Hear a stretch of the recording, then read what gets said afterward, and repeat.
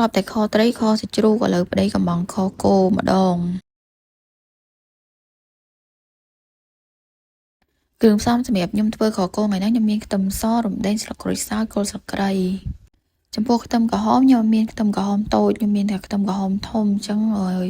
ខ្ញុំក៏ដាក់ខ្ទឹមក្រហមធំនឹងជំនួសវិញច្រាមជាមួយនឹងខ្ទឹមសនឹងដោយសារតែក្លិនវាស្តៀងគ្នាដែរខ្ញុំមិនដឹងថាគេប្រើអត់ទេតែខ្ញុំមានតែអាហ្នឹងខ្ញុំក៏ដាក់អាហ្នឹងជំនួសទៅសម្រាប់សាច់ខ្ញុំប្រើសាច់គោចំនួនកន្លះគីឡូគ្រឿងផ្សំផ្សេងមានសណ្តែកដីជ្រើអែមផ្កាច័ន្ទគ្រឿងសាតេជាមួយនឹងម្ទេសឆ្អើរផ្នែកបន្លែខ្ញុំមានការ៉ុតប៉េងប៉ោះខ្ញុំមានស្ពៃតឿជាមួយនឹងខ្ទឹមបារាំងដែរចំពោះគ្រឿងផ្សំរបស់ខ្ញុំរៀបចំរួចរាល់ហើយចឹងជាដំបូងខ្ញុំមកដាក់ដាំទឹកក្នុងទឹកដែលខ្ញុំដាក់ដាំនេះខ្ញុំបានបង់អំបិលបន្តិចដែរដើម្បីយើងដាក់យកទៅស្រុះសាច់គោដើម្បីឲ្យវាអស់ក្លិនចឹងបន្ទាប់ពីយើងស្រុះវាហើយយើងស្រង់វាចេញមកដើម្បីទុកឲ្យវាត្រជាក់សិនចឹងបន្ទាប់មកខ្ញុំក៏បានយកឈើអាមជាមួយនឹងផ្កាច័ន្ទនេះយកមកលីងលើភ្លើងដើម្បីឲ្យវាឈ្ងុយលីងផ្កាច័ន្ទជាមួយឈើអាមឈ្ងុយហើយខ្ញុំក៏បានដួសវាទុកម្ដាយសិនចំពោះខ្ទឹមសខ្ទឹមក្រហមនេះខ្ញុំច្រាមវាចូលគ្នាឲ្យម៉ត់ល្អចំពោះគល់ស្លឹកគ្រៃនេះខ្ញុំកាត់វាជា2កង់ហើយខ្ញុំដំវាឲ្យសប៉ែតចំពោះរំដេងនេះខ្ញុំហាន់វារៀងចំណិតដែរដើម្បីដាក់ចូលទៅក្នុងខគោរបស់ខ្ញុំនឹងហើយខ្ញុំក៏មានស្លឹកក្រូចសើចដែរស្លឹកក្រូចសើចនេះខ្ញុំបេះវារៀងស្លឹកទូចចឹងទៅចំពោះម្ទេសឆ្អើរដែលខ្ញុំបានត្រាំហើយនេះខ្ញុំយកវាមកច្រាមឲ្យម៉ត់ល្អ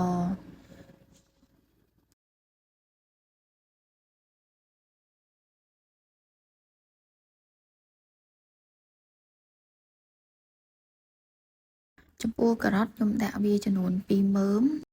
សម្រាប់ប៉េងប៉ោះនេះមានចំនួន2ផ្លែតែខ្ញុំមិនដាក់ទាំងអស់ទេខ្ញុំដាក់តែ1ផ្លែខ្លះ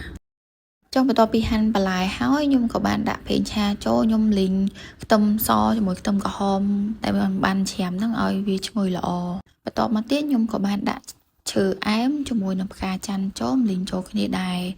ហើយគ្រឿងផ្សំបន្ទាប់ហ្នឹងខ្ញុំមានស្លឹកក្រូចសើចជាមួយនឹងម្ទេសអីហ្នឹងខ្ញុំដាក់ចូលដូចគ្នាចាពួកគ្រឿងផ្សំជ្រុះឲ្យយើងត្រូវដាក់ចូលវិញទៅស្ដាយបន្ទាប់ពីម្លិញឈ្ងុយហើយខ្ញុំក៏បានដាក់ម្ទេសឆ្អើរចូលចឹងកូរវាត្រឡប់ចុះត្រឡប់ឡើងហើយខ្ញុំក៏បានដាក់ស្ករត្នោត1ស្ព្រាចឹងខ្ញុំដាក់ស្ករត្នោតចូលទៅយើងឆ្កឹះវាអស់ទៅព្រោះដោយសារតែពេលយើងយកទៅលាងទៅខាតចឹងយើងប្រមូលដាក់ក្នុងឆ្នាំងយើងឲ្យអស់មកបន្ទាប់ពីខ្ញុំដាក់ស្ករត្នោតហើយខ្ញុំក៏បានយកសណ្តែកដីដាក់ចូលដែរចឹងលីងកូរសណ្តែកដីជាមួយគ្រឿងអីហ្នឹងឲ្យសព្វល្អហើយខ្ញុំក៏បានដាក់សាច់ចូល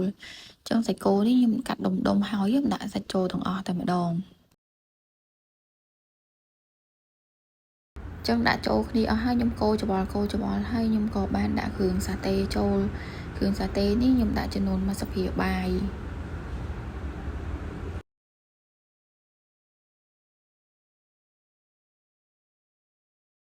តទៅពីដាក់គ្រឿងសាតេហើយខ្ញុំកូរវាច្បល់ទៅច្បល់មកបន្តិចទៀតទៅខ្ញុំចាប់ផ្ដើមដាក់ប្រេងខ្យងដាក់ស្ករទៀតដាក់ប៊ីចេងជាមួយនឹងអំបិលបន្តិចហើយប៊ីចេងនេះពេលខ្ញុំថាដាក់បន្តិចបានហើយអញ្ចឹងខ្ញុំរាប់4 10គ្រាប់ដាក់ចូលហើយឃើញវាអត់សូវក្រហមហ្នឹងពេលខ្ញុំថាឲ្យបងអាគ្រឿងខគោគេនឹងចូលទៅ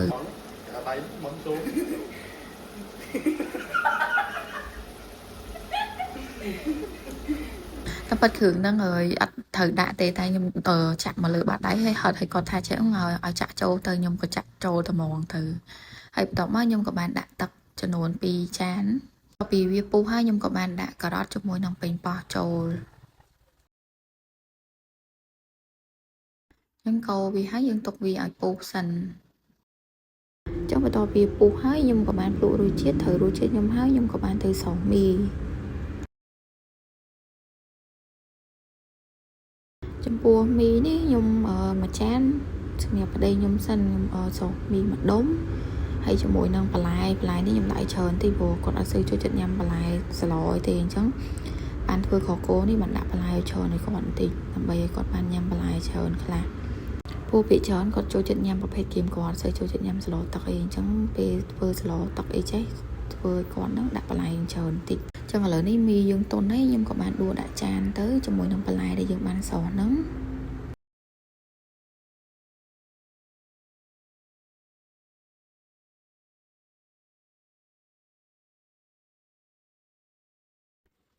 ចឹងបន្ទាប់ពីសបន្លែយើងដាក់ចូលហើយខ្ញុំក៏មានដាក់ខ្ទឹមបារាំងដែរដោយសារគាត់ចូលចិត្តខ្ទឹមបារាំងអញ្ចឹងដាក់រៀងច្រើនតិចខ្ទឹមបារាំងហ្នឹងចឹងឥឡូវនេះយើងដាក់មីដាក់បន្លែរួចហើយអញ្ចឹងតិចទៀតគាត់នឹងមកដួសខគោនឹងដាក់ដោយខ្លួនឯងចឹងគាត់ស្រឡាញ់ប៉ុណ្ណាគាត់ដួសដាក់ខ្លួនឯងចឹងទៅមានសាច់មានបន្លែអីចឹងទៅនិយាយទៅម្ហូបដែលគាត់ចូលចិត្តអញ្ចឹងហើយគាត់ឲ្យខ្ញុំធ្វើខគោនេះចូលមកមើលរហូតទៅស្លផ្សេងអត់សូវចូលទេចឹងឥឡូវនេះបន្ទាប់ពីគាត់ដួសដាក់ចានហើយយើងក៏បានបន្ថែមជីរង្វងដាក់ពីលើមកឲ្យឃើញខគោយើងតំណងចឹងខគោខ្ញុំឥឡូវនេះហើយហីគុណ